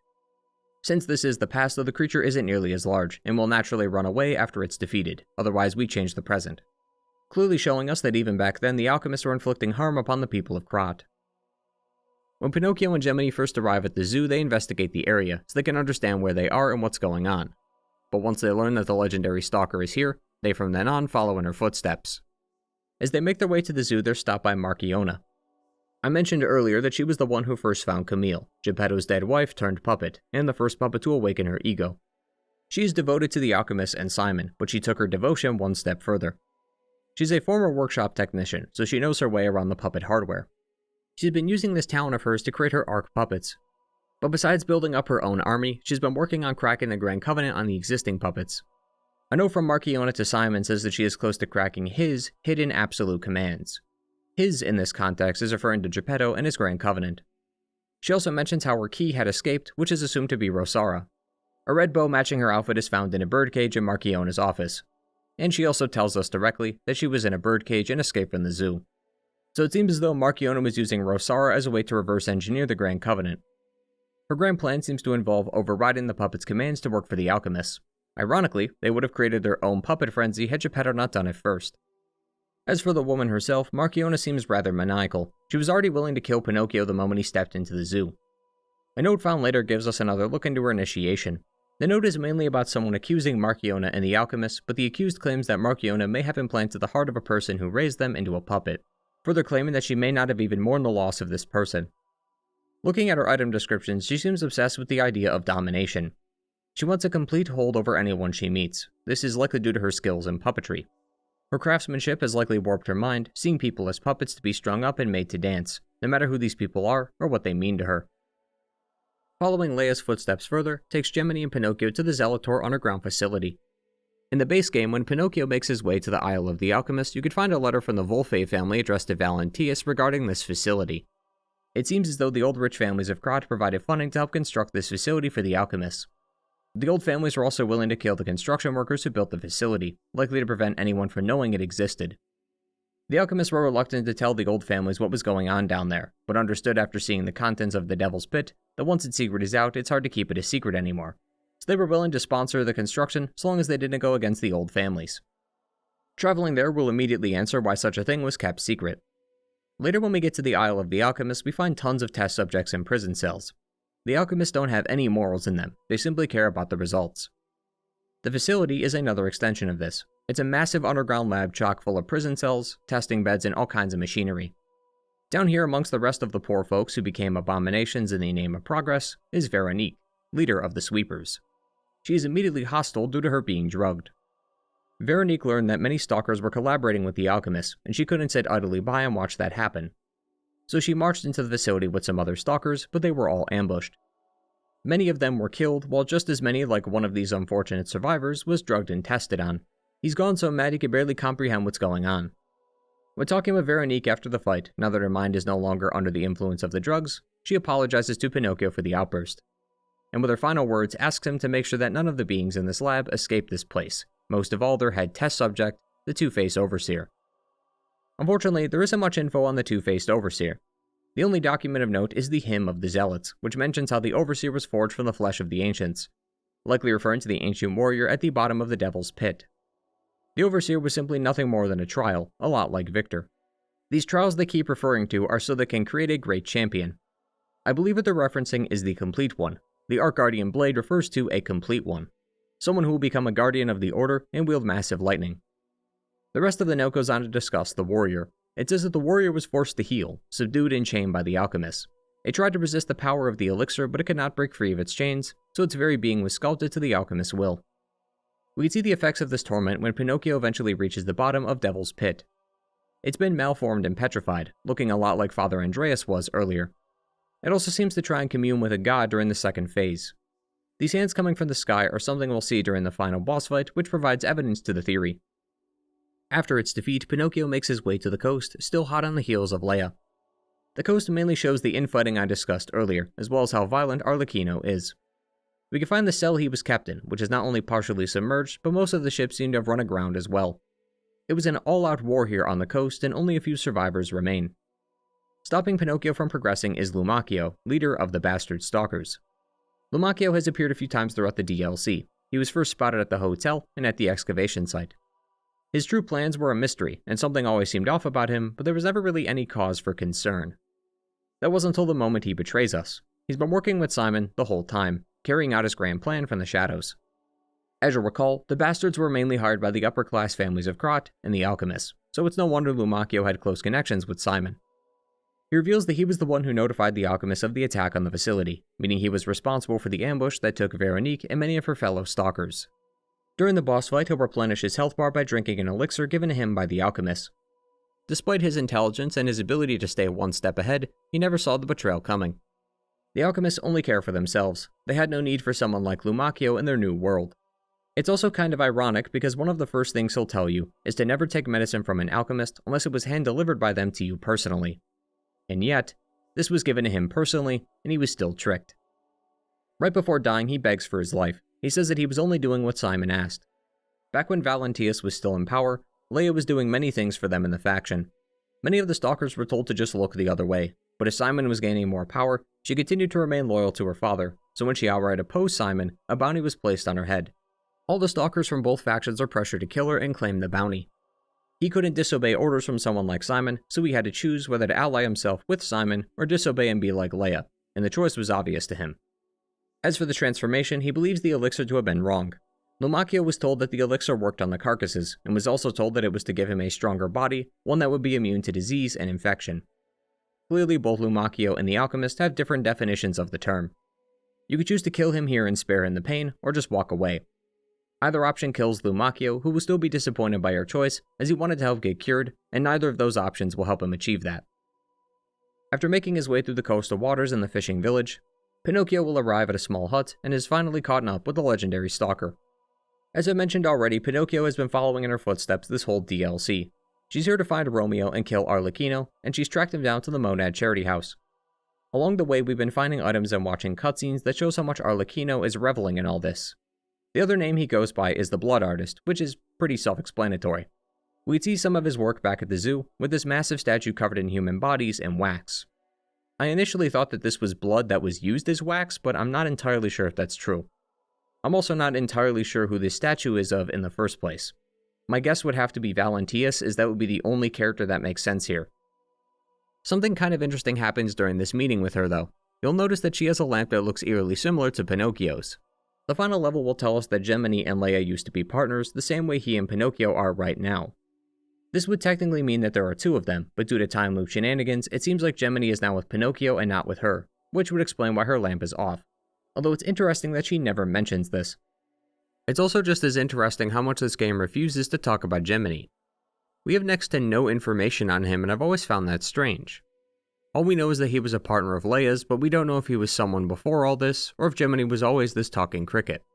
He's visited a few places before, such as the Relic of Trismegistus, and does claim to remember someone being dragged away there, but that's all. Maybe he's remembering his own death, maybe it's something else entirely. Overall, though, his existence is still a real mystery. Either way, returning to Leia, she also says that Pinocchio looks quite familiar, which as we know is because Pinocchio is made to look like Carlo, and Carlo trained under her before he died. At the moment though, her mind and memory is hazy, which is why she doesn't call it out immediately. From here, Leia was meant to meet with Arlecchino, defeat him and save Romeo, but she's been afflicted with petrification disease. We can see the symptoms already forming on her face. As such, she's not in any state to fight him. She barely won the last time when she was at full strength. With her weakened and Arlecchino getting some new upgrades, she'll need Pinocchio's help to defeat him. Even though they made their way inside the estate, meaning they're hot on Arlecchino's heels, he still has enough time to torment her. When they both enter the main lobby, another one of Arlecchino's designs is waiting for her. A long cloth descends from the ceiling holding two arms. The ring on the hand confirms that they belong to Romeo. Romeo, thankfully, isn't dead, but he is outside currently being crucified. Taking a closer look, Romeo's not only had his arms replaced with mechanical ones, but he's even been given a mask and crown to wear, no doubt causing him even more pain. His crucifix pose also perfectly mimics the pose he was in when he was inside the King of Puppets suit. While standing over Romeo's arms, Leia starts to lose herself. To give her some space, Pinocchio goes on ahead and meets up with her later. Walking through the halls gives us a good idea as to what went down here. We already talked about this briefly during the history section, but going through it is a whole different experience. What really got me was the photos of the staff. These very same staff, who cooked, cleaned, and cared for the students, are the same ones reeling in pain, hoping for a quick end. No matter your thoughts on the alchemist, these people were here to do good. They are innocents wrapped up in a pointless feud that doesn't involve them, and yet were the only ones who suffered its consequences. At the very end of the walk through the charity house is the gate that leads to Arlecchino. Leia is already here doing her best to fend him off. The two will then work together to defeat Arlecchino and save Romeo as the cutscene shows him just barely alive. Leia also gives Pinocchio the sword, and as the sun comes up, she remembers who Pinocchio really was, but by then, he was sent back to the present. While this may seem like a happy ending, as Romeo is safe from harm, this is Lies of P. No one in Krat can have a happy ending. The post-credit cutscene shows Leia holding Romeo as Geppetto appears to greet them. Without a word, he summons a puppet, who we will be very acquainted with soon, and uses it to kill both of them. His reasoning for doing this may have been to turn Romeo into the King of Puppets, or use him as a test subject for his later experiments. While Leia's death may have been an attempt to prevent the frenzy from ending before it even started. She's clearly a capable stalker, and likely would have destroyed many puppets in the frenzy, and maybe even the king as well, which would have gone against his eventual plan, as we'll soon see. Although by this time she was infected with petrification, so maybe there wasn't any cause for concern. And she was instead killed because there was no way she would let Romeo go. While that wraps up the actual story of the DLC, we could still explore some stuff in the postgame, one of which is worth mentioning. Next to the gold coin fruit tree, we can open a side path which reveals a hidden room of Leia's. The final message is a message to Carlo. Not Pinocchio, mind you, the actual Carlo. It's Leia talking to herself, trying to come to terms with Carlo's death, while listening to a song both her, Romeo, and Carlo used to play together. The three were like family. Carlo's parents were never really in his life, Romeo's family is unknown, and Leia was adopted. Neither of them really had any actual family, but they did have each other. You could find all kinds of photos of them when they were together, and they seemed truly happy. This is likely why the white butterfly drew Pinocchio here in the first place. The chrysalis we picked up back at the hotel reads, quote, "A butterfly's chrysalis that fell like a star to the puppet of Geppetto. A butterfly is said to be another form of a spirit embodying a wish. By following a white butterfly, one may be able to find someone's heartfelt wish that was conveyed across even the boundary of time. The final line in Leia's message is, quote, "No one lives forever, so in time we'll meet again, and in that moment, my wish is that I get to sit with you as the light of the sunrise washes over us and we share a laugh together." Giangio tells us that wishes can come from stars, and this chrysalis felt like a star for Pinocchio. The white butterfly was there to guide Pinocchio to Leia, so that it may fulfill her dying wish, a wish so powerful it would transcend time to reach him. Her wish to be reunited with her boys again, just like they were so many, many years ago. With that loose end tied up and the wish granted, Pinocchio finds himself back in the present. From here we can continue where we left off and head for the Isle of the Alchemists. To get there, Pinocchio must take an elevator down to the mines, the same one he takes in the DLC. This originally led us to the Zelator facility, but now it leads us to the Relic of Trismegistus. I assume that after the DLC, all proof of the facility was wiped and covered up. The mines from the DLC are also likely a part of the Relic of Trismegistus, we just go through a different part of them. Stopping him is the Black Rabbit Brotherhood. As you recall, they were a part of the Stalker Force sent to kidnap Geppetto and take him to the Alchemist Island. They seem to have revived their brother as well, which may be why the siblings are willing to collaborate. But each one will meet their final end here. With nothing left to stop him, it's on to the Isle. Like the Zelator facility, the tower is a hub for the alchemists. Everything from experiments, archiving, to even church sermons can be found here. Across the beach, though, are the leftover memories that seem to have washed ashore. This is where the player will discover the relationship between Carlo, Romeo, and Leia, with the final memory showing Leia looking over Carlo's dead body. Originally, Leia was simply called Stalker, but if you've beaten the DLC, the name will change to Leia, with her now talking directly to Pinocchio, where she is thankful to have met Carlo once more, even if for a short time. While the objective is to climb the tower and meet Simon, there are a few detours that we'll have to talk about before we can get there. The first is the Black Cat and Red Fox duo. They are the only stalkers to have potentially survived, as the Black Rabbit Brotherhood and possibly Parrot will die in the prior chapter. The two of them are asking for Pinocchio's assistance once more. They need more gold-coined fruit which you can collect from the tree in the hotel to help with the Black Cat's condition.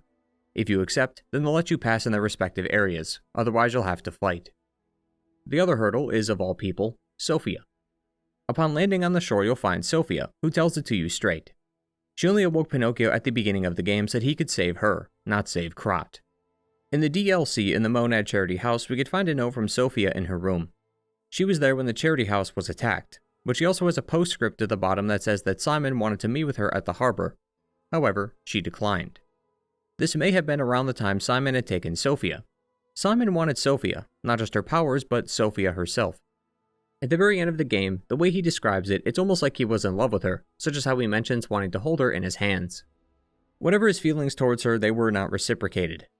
Through some manner, Simon was able to kidnap her and bring her to their base, keeping her locked away from the world. Upon reaching her tower, we could see how much damage she has endured.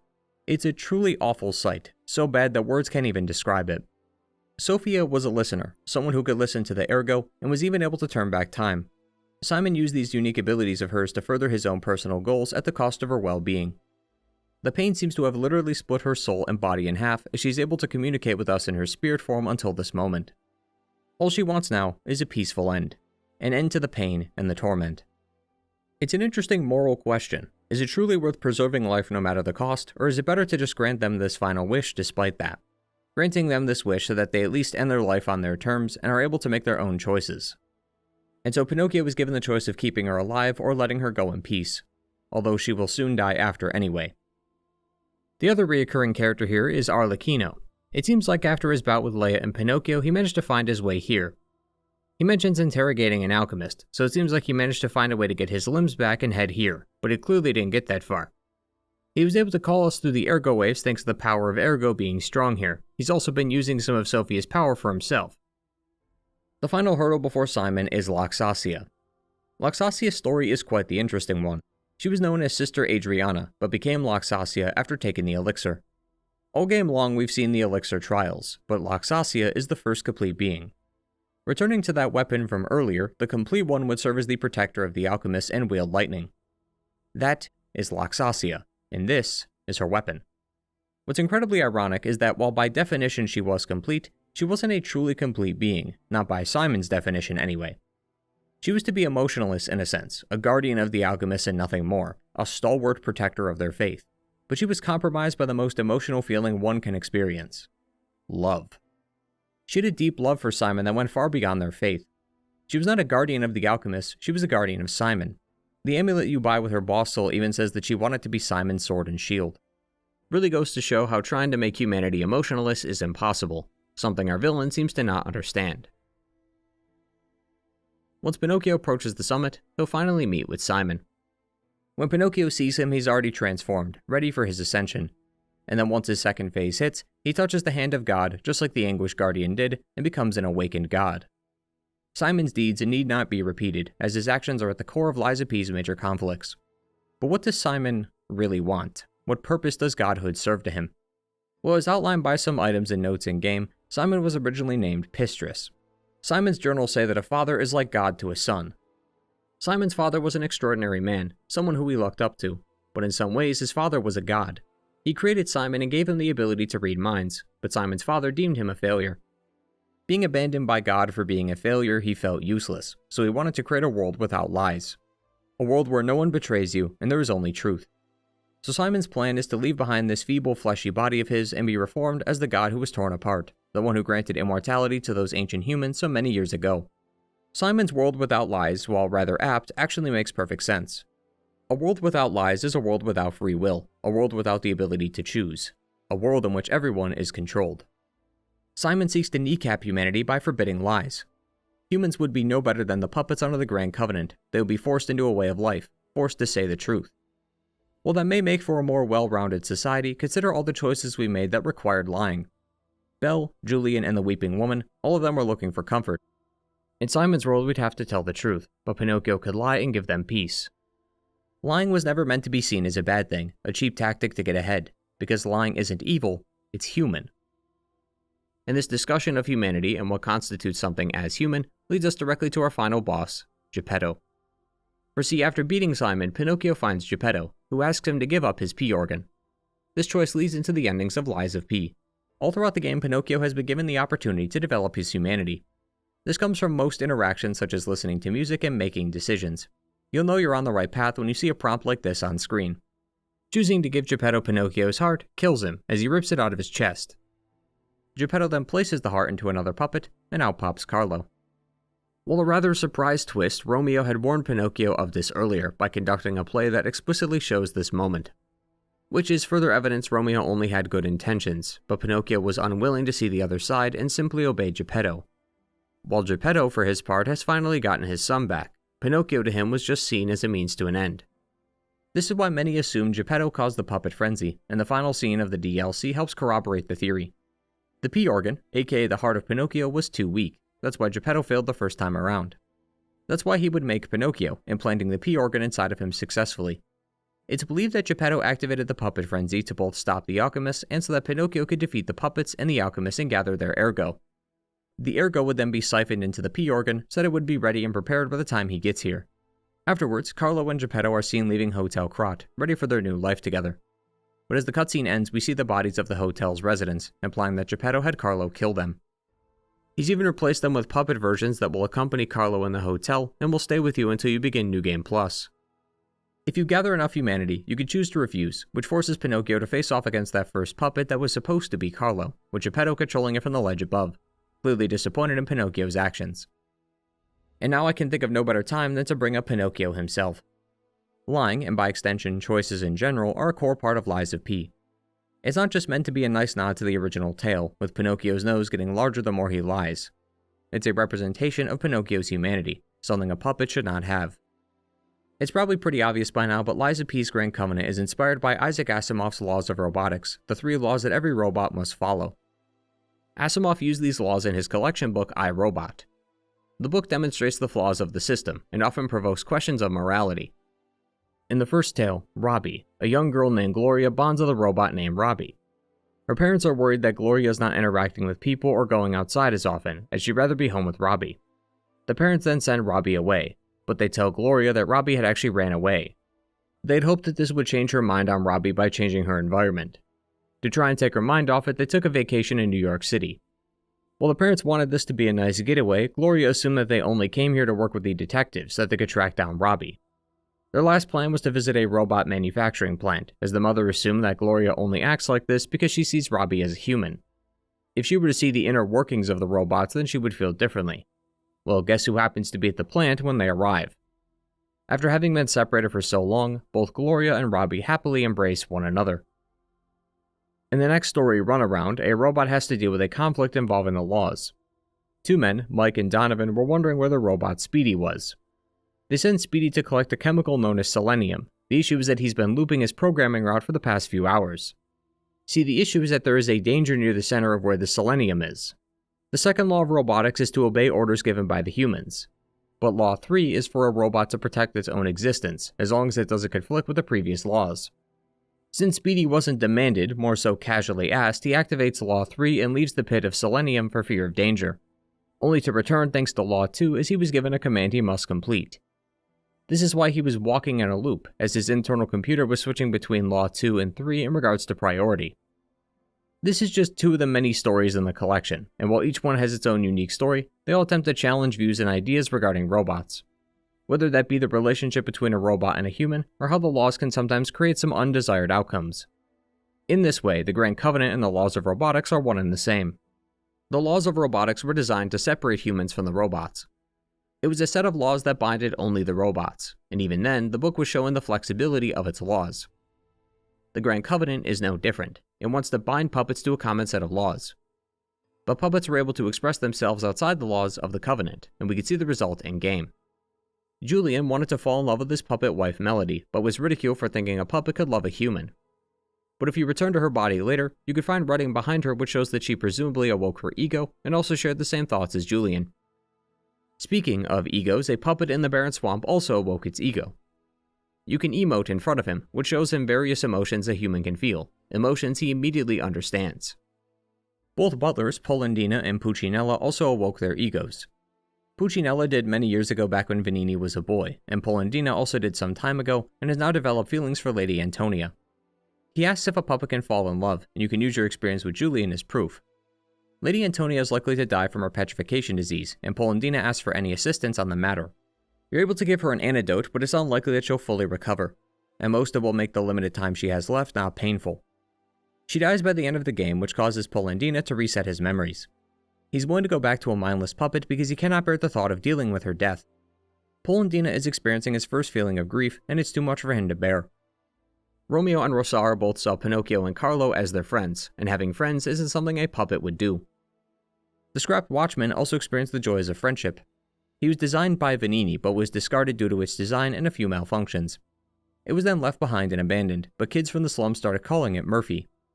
To the kids, Murphy was a hero and a friend. They would always play games together, and they even created a wooden doll of him to carry around. After defeating Murphy, you could find a bench with the word friends written down, showing that he loved the kids just as much as they loved him. The question of what makes something human is a question with an undefined answer. It's a question many types of media, games included, have explored. The one that always comes to mind is Nier Automata, which used philosophy as a baseline in order to explore robots expressing human emotions, and how, in some ways, the androids like 2B and 9S were no different than the robots, and how neither of them were that far off from exhibiting human emotions. Something Nier Automata focuses on that Lies of P occasionally comments on is the robot's appearance, and how that affects our minds. For a quick TLDR, humanity fought against an alien race. To help fight the war, each side employed a race of robots. The humans created androids, which are the human-like robots such as 2B, 9S, and the others, while the aliens created these clunky-looking robots. Something I mentioned in that video is how it is easy to apply the label of human to people like 2B or 9S because they look human. And yet the robots also display these same emotions despite not looking human, so why is it harder to place that label on them? It causes a bit of self-reflection, as it forces you to answer what really does make something human, if not appearance or emotion. Lies of P touches on this briefly. Consider how many puppets in this game have names. Polendina, Puccinella, Melody. These beings don't need to have names. They're puppets designed to follow orders and do tasks, no different than an automated machine. So why name them? We as humans love naming things. We name our pets, our dolls, even our cars. Why? I think part of it has to do with connection. That stuffed animal you've had since you were a kid is an inanimate object, but you become so attached to it that you've established a connection to it. Your car similarly cannot talk or communicate with you, but you've worked and repaired the old gal for years that you start to bond with it. I was even thinking about this the other day. I have an original Xbox in my room that my older sibling bought. That thing is about as old as me, and yet I still use the thing to this day, and I've grown rather attached to it. I thought about how sad it would be if that thing finally kicked the bucket. Even if I could transfer the save data to another Xbox I bought off eBay, it's not the same Xbox anymore. Isn't that weird? Why the hell do we do that? Like I said, I believe it's because we as humans desire connection, and so create bonds and connections with things, even things that aren't human. So people like Julian or Vanini, people who grow attached to their puppets, aren't as weird as any other human. But then, switching topics, there's also the core component of Lies of P, which is lying. Lying was something puppets can't do, as described by the fourth law of the Covenant. But Pinocchio was given the unique ability to lie. Geppetto did this so that Pinocchio would hopefully manifest a personality similar to Carlo's, but in doing so it allowed Pinocchio, a puppet, to choose for himself. Free will is not something puppets should have. Does that mean the Grand Covenant is flawed? Does that mean the human condition is something that doesn't have a hard line in the sand? Something that can be given to anyone who isn't human, so long as they exhibit human-like qualities? With that in mind, if a puppet can do it, does that make it a human quality or just a quality of consciousness? The idea of the human condition is even more apparent in Lies of P, where what powers puppets is ergo, the crystallized form of a human's memories. When you put something human inside the puppet, it's not wild to expect a human result. This is what created certain thoughts within people like Arlecchino. He felt that he was trapped in a prison, and that humanity should pay for trapping people into these puppets. He certainly has a flawed way of looking at it, but the added complexity of ergo adds another moral layer to the discussion about the nature of the puppets. Are the puppets human, or at least capable of displaying human-like emotions? Well, looking at the game itself, the answer is a resounding yes. Polendina, Puccinella, Arlecchino, Romeo, Melody, Rosara all display some kind of human emotion. A theme of Lies of P is what makes something or someone human. It is a rather complicated and loaded answer, but part of that answer is free will. Now, animals can of course choose things too, whether to fight or run and hide, for instance. But one might argue that this decision is simply due to animal instincts or reactions. Humans uniquely possess the ability to define themselves, choose between specific beliefs and values, and then choose to uphold or not uphold those beliefs and values. We choose the life we want to live and the person we want to be. That's what separates us from the other species. And it's Pinocchio most of all who displays this level of humanity throughout the game through his ability to lie. It's not that lying makes someone human, but the fact that he can choose to lie if he wants. Arlecchino says it best when he asks Pinocchio if he's a human or a puppet. If you reply with human, he will congratulate you for figuring it out. But even if you're lying to him, he'll rebuke by saying that only humans practice deception so intensely for a reason that is so unnecessary. Regardless of whether Pinocchio considers himself a human or not, the mere fact that he can choose an answer, or even possibly lie about his answer just to please Arlecchino, proves his point. When talking with the fox and cat, Pinocchio was given the chance to deny them the gold coin fruit. Prior to this, they said that they would have helped you fight through the Malum district, but you were basically just used as bait, only to bail last minute before the Black Rabbit Brotherhood. That could have altered your perception of them going forward, causing you to not give up the fruit because of their past actions. In the DLC, Pinocchio could come across two people, Alexander and Salau. Alexander initially communicates with Pinocchio via these crusher puppets. He asks for some assistance, as he seems to be trapped in a box and can't escape, only to discover that he's actually just a brain and a vat, which explains why he can't see or feel his limbs. He naturally starts to panic before coming to the conclusion that he would rather just end it. He does not want to be in this situation anymore, and would rather see this nightmare come to a close. Salau was a fisherman who went out to sea to catch a fish. There are reports of some monsters outside throwing the place into chaos, and yet despite it all, he went out to fish. Through his quest, we learned that Salau's wife had died some time ago and turned into a carcass. He bought 3 bottles of this special brew so that he could drink with his wife, and he's down to his last. So he plans to go out into the sea and catch the massive fish swimming around there. The plan is to either catch the fish and drink his last beer, or die trying. Due to his injuries though, Salau, while successful, will die not long after savoring his last brew. Alexander and Sophia were both looking for peace in their final moments. The empathetic feeling of understanding what they are going through, the understanding that you may want someone to do the same for you if the roles were reversed, that's a very human feeling. And Salau simply wanted to go out with a bang. He wanted his last moments to be of what he enjoyed most in life.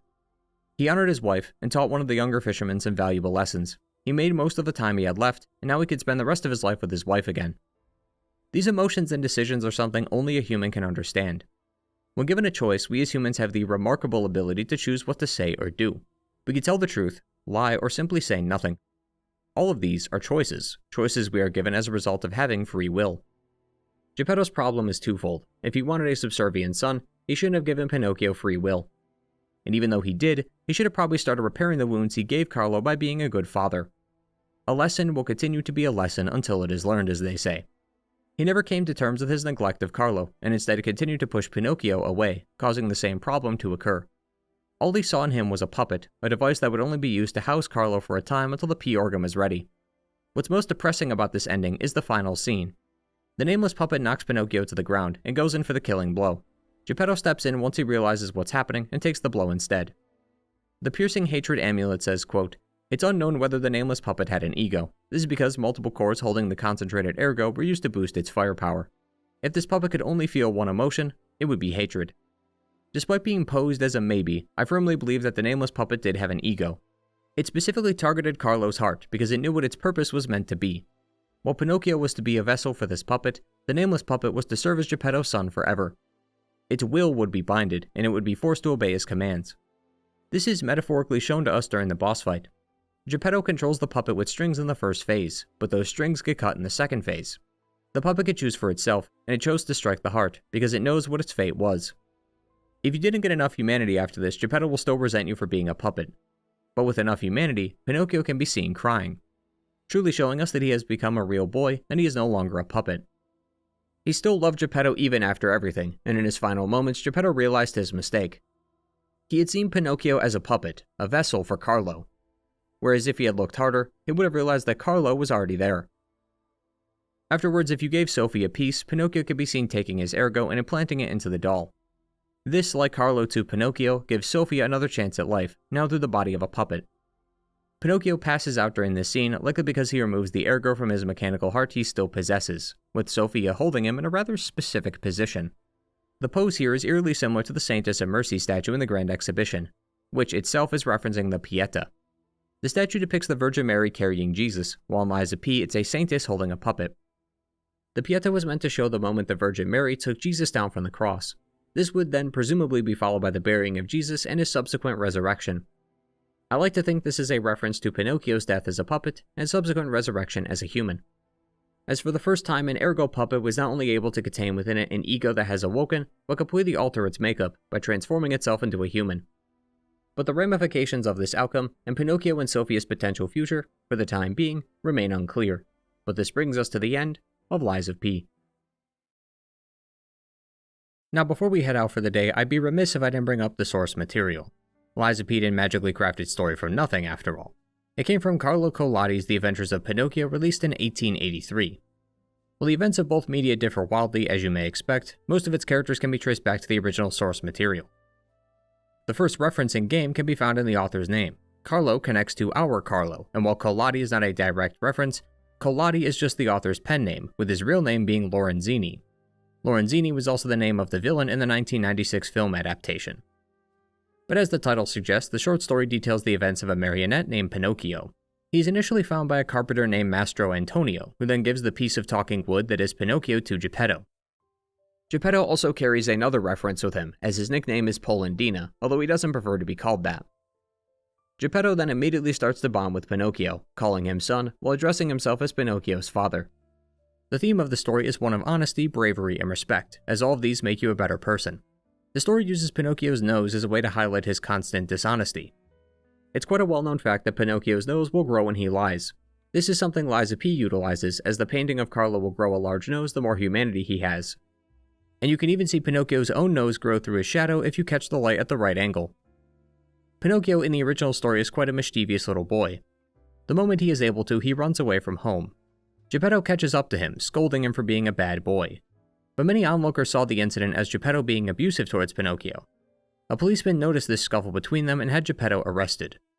Pinocchio was then free to roam the world, and during his travels he came across a cricket.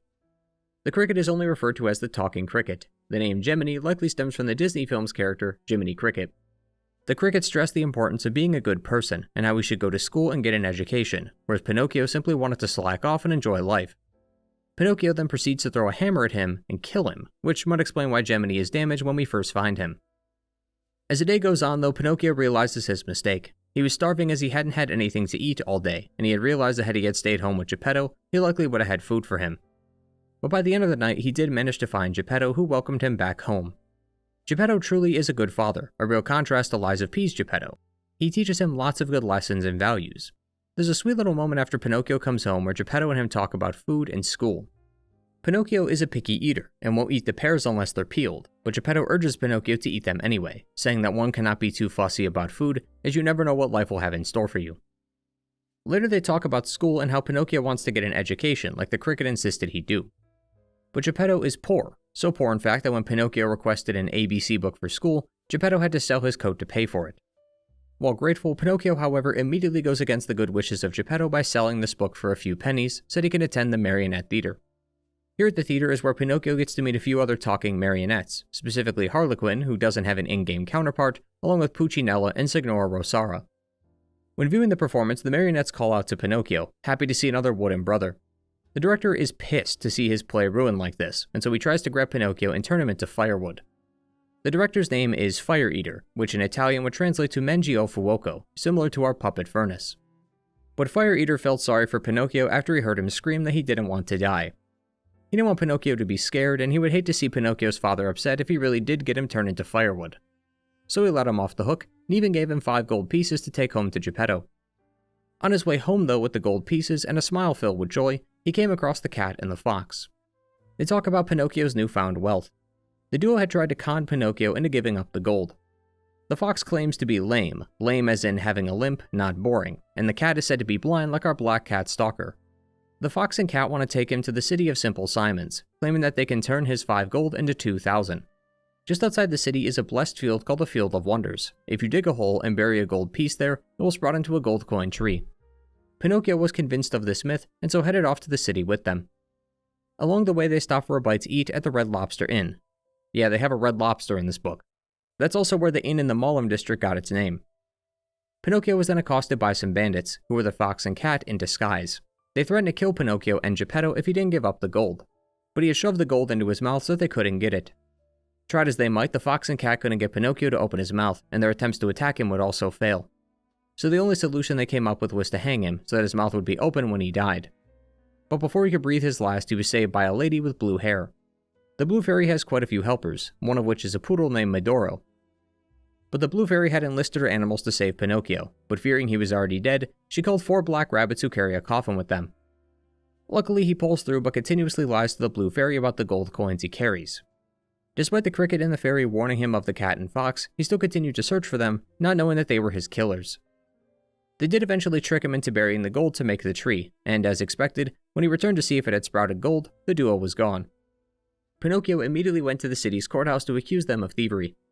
After telling them the whole story, the judge was moved, practically weeping over what Pinocchio had gone through, only to, and I can't believe this, sentence him to 4 months in prison because he got robbed.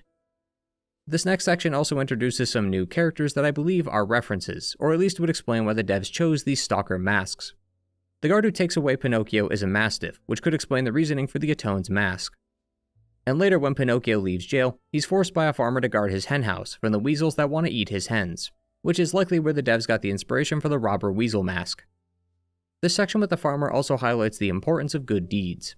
Instead of working with the weasels, he allies with the farmer and tells him of the weasel's presence.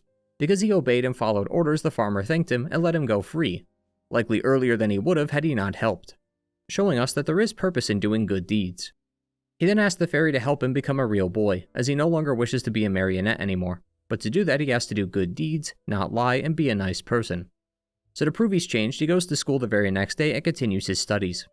Some kids wanted to skip school one day to see a big shark, but Pinocchio insisted that they wait until after school was finished, as it would be wrong to skip school. Although he immediately folds after this and went to see the shark with them. So maybe there isn't any hope for him after all. The shark itself doesn't seem to be a reference to any character in Lies of P, but there is a shark decal on the submarine Pinocchio takes to get to the Isle of the Alchemist, so that could explain the choice to include that. But Pinocchio, of course, was tricked. The shark isn't actually there. They just didn't like that he was a goody two-shoes who always studied. Credit where it's due, though, they try to tell him that school, teachers, and studying are bad, and that they are the greatest enemies in life. But he stands firm, even punching one of the boys. One of the boys had taken Pinocchio's book, hoping to throw it at his head, but the boy missed and hit one of the other friends in the head. The boy's name was Eugene, a possible reference to Eugenie. The police assumed Pinocchio had attacked the boy with the book, so they sent their hound Alidoro after him. Alidoro, however, had fell into the sea during the chase, but Pinocchio decided to rescue him as he remembered Geppetto's word about doing good deeds. The two rested in a cave before they came face to face with the green fisherman. The fisherman is described as so ugly Pinocchio thought he saw a sea monster, no doubt the inspiration for a green swamp monster. He was to be cooked by the fisherman until Alidoro came to rescue him, having owed Pinocchio for saving him earlier. The two became good friends for this, and Pinocchio learned a valuable lesson about friendship and good deeds. Pinocchio then returned to the Blue Fairy's home, who claimed that tomorrow he would be a real boy, so he asked if he could give out invitations for the celebration party. Pinocchio had many friends in school, but one he loved the most was Romeo. Romeo's nickname was also Lampwick, the same name Romeo in Lies of P uses. Romeo wasn't going though, as he said he'd be at the Land of Toys, said to be a wondrous place with no school, teachers, or books. While not a direct reference to anything in Lies of P, the Black Cat's weapon is a part of a sign that points towards Toyland. But as you'd expect, Pinocchio disobeys and heads to the Land of Toys with Romeo. In fact, despite the party being tomorrow, he stayed there for over 5 months. During his stay there, he found that he had been stricken with donkey fever, which will supposedly turn him into a real donkey. Hilariously, Romeo was also stricken by the same illness, so the boys had a good laugh over their new donkey ears. But as we reach the final few chapters, the tale comes to a close. Pinocchio was then taken by the parade master to perform as the star donkey. Pinocchio hurt his leg during the performance and was sold to the highest bidder. The man wanted his rough hide, so he drowned him in the lake, but he magically transformed back into a marionette. Pinocchio escapes only to be swallowed by the large shark. Inside the shark was none other than Geppetto, who had traveled all over Europe to find Pinocchio after he had never come home, only to be swallowed by the shark as well. The two then devised a plan to escape from the shark's stomach. He showed immense courage during this, having lifted Geppetto on his back while swimming to shore in pitch-black darkness. Pinocchio saved Geppetto, but he was old, weak, and feeble, having been inside the shark for 2 years. So Pinocchio worked every day with a farmer to earn a glass of milk, which he would give to Geppetto so that he could be healthy and lively again. He would also use all the money he earned to buy food for him so that he wouldn't starve, bought a rolling chair so that he could take Geppetto outside to feel the cool breeze, and then studied with Lampwick during the evening. Over the course of 5 months he would do this, until Geppetto felt better. For this courageous and selfless act, Pinocchio finally got his wish. Having learned the value of good deeds, the humility in admitting one's faults, and the happiness that comes from helping those in need, Pinocchio finally became a real boy.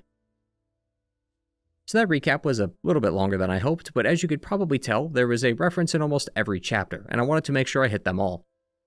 It's pretty clear to see just how much the devs borrowed from the original tale, but it's also impressive and worth mentioning just how much of this story has absolutely nothing to do with the original. Other than the references by way of character names, just about everything is wholly unique to Lies of P. Even lying serves a different purpose in this tale. Lying was a representation of Pinocchio's disobedience. It prevented him from being a real boy, because good boys don't lie to their parents. Lying in Lies of P is ironically what makes Pinocchio human, as it displays free will and decision-making, something the puppets couldn't do. The tale, for what it's worth, also has some great lessons in there. It's a children's book from over 200 years ago, so it's not like Citizen Kane or anything, but it teaches the value of good deeds and being a good person. Every time Pinocchio disobeyed and went against people's wishes, he got into trouble. He left Geppetto and almost starved because he couldn't find anything to eat. He sold his ABC book for money despite Geppetto pawning off his clothes for it, which got him in trouble with Fire Eater. He was then robbed by the cat and fox and was almost eaten by the fisherman. By contrast, his good deeds came back around to help him. By saving Alidoro when he couldn't swim, Alidoro paid him back by saving him from the fisherman. They are simple lessons, sure, but ones that are always important to remember. I tend to think back on the things I was taught in elementary school. I remember a teacher saying, "Treat people how you want to be treated." As a kid with no understanding of the world, it never occurred to me just how true that was. It makes sense to treat people the same way you'd like to be treated. So yeah, the lessons about being a good person are simple, but necessary, especially for growing children who likely would have had this story read to them. The tale frequently mentions very childlike issues. Being a picky eater, not wanting to drink medicine, thinking school and teachers suck. It's all things kids would think about, so it was very much targeted towards that audience demographic. It's also got a lot of that childlike magical whimsy. Hearing things like the Land of Toys or the Land of Busy Bees get you thinking about how fantastical the place must seem. It would do wonders for a child's infinite imagination. It's a genuinely amazing read, and I would recommend the original any day of the week. The devs over at NeoWiz had a real keen eye when using these references, and they really have a knack for taking established stories and making something good out of the material. And it seems as though they may continue this trend.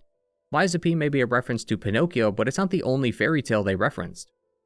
It seems like NeoWiz might be setting up a universe that encompasses many old and classic tales. For see, after each ending, a secret post-credit cutscene will reveal itself. We can see Gingy, now going by his real name Paracelsus, talking to someone over the phone. He talks about the nature of the Krat experiment, implying that his people were surveying the events of Krat from the shadows.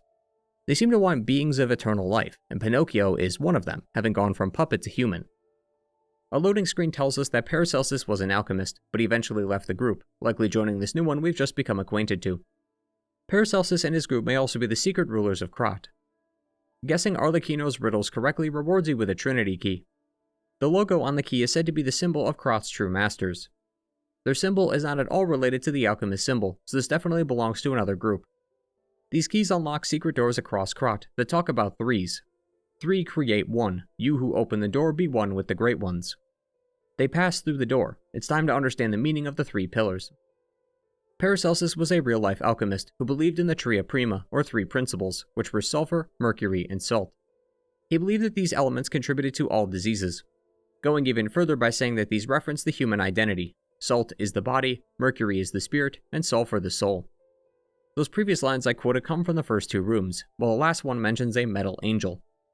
On a future New Game Plus cycle, you may find a rather expensive ergo that talks about a metal angel. This is likely referring to the angel that descended to Earth and granted immortality to the people.